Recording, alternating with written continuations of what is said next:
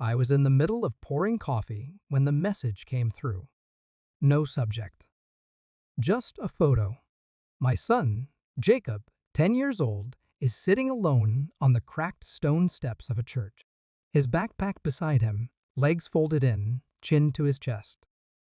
A shadow of the steeple cut across his face. No context. No sender name. But I knew. I knew. I always knew when she wanted to hurt me. I didn't run. Didn't call. I just stared. The spoon in my hand ticked against the ceramic, slow and steady, like the hand of a clock marking the exact moment something in me stopped. 3 minutes later, her name lit up my screen. You could have saved us all a lot of pain. $30,000 wasn't much for a father. Enjoy your lesson. She used the word lesson, as if abandonment was pedagogy, as if Jacob was a chalkboard she could scrawl her spite on. She had called 3 months ago, voice like sugar soaked in vinegar. Said her new husband Chad was starting a business. Something about crypto or consulting or whatever scam was fashionable this quarter.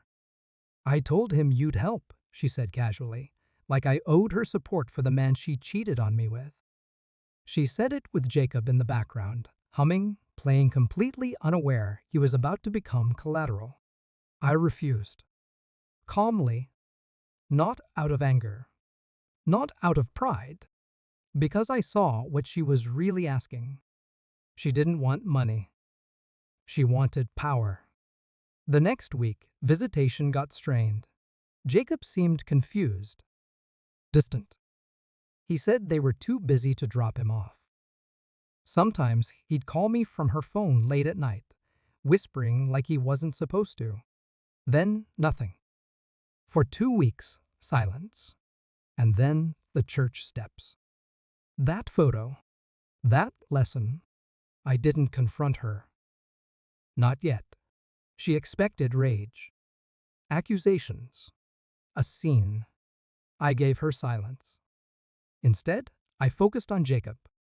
Picked him up from the church without a word. Took him home. Fed him. Watched the way he flinched at doorbells. Held him when he pretended not to cry in his sleep. He didn't ask about his mother. And I didn't mention her. But I documented everything. Every missed call, every message, every late pickup.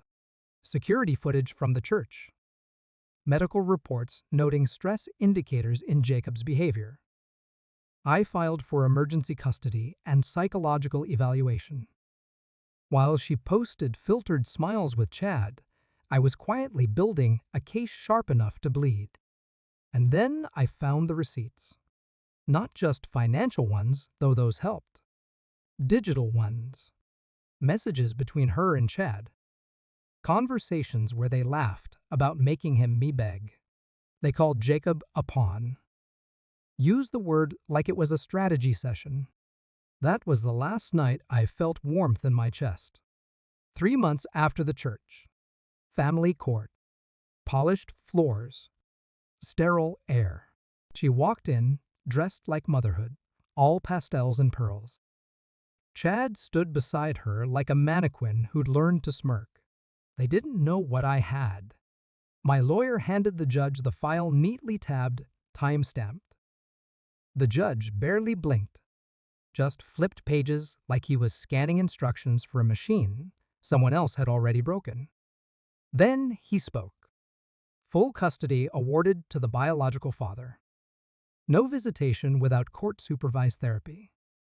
Allegations of emotional neglect substantiated. Her smile cracked. Chad tried to speak, but the judge raised a hand. I didn't look at them. Not until I passed by Jacob's hand in mine and paused just long enough to drop a copy of the printed messages at her feet. Not a word. Just that. She bent to pick them up. But Chad didn't. He turned away like he already knew what was in them. She followed me into the hallway after court.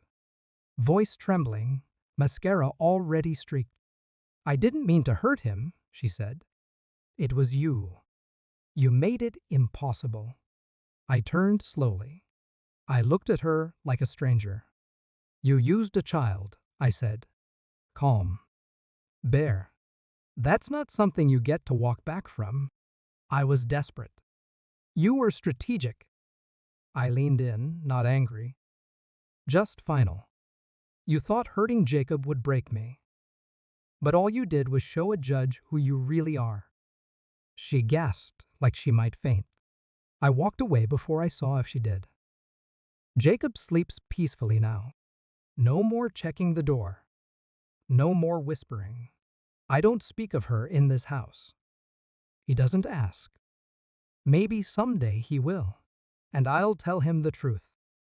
Not to poison him, but to inoculate him. I've learned something too. Some people aren't broken. They're built wrong. And if you hand them a soul, they'll sell it back to you in pieces. She tried to teach me a lesson, but it was the judge who finally graded her work.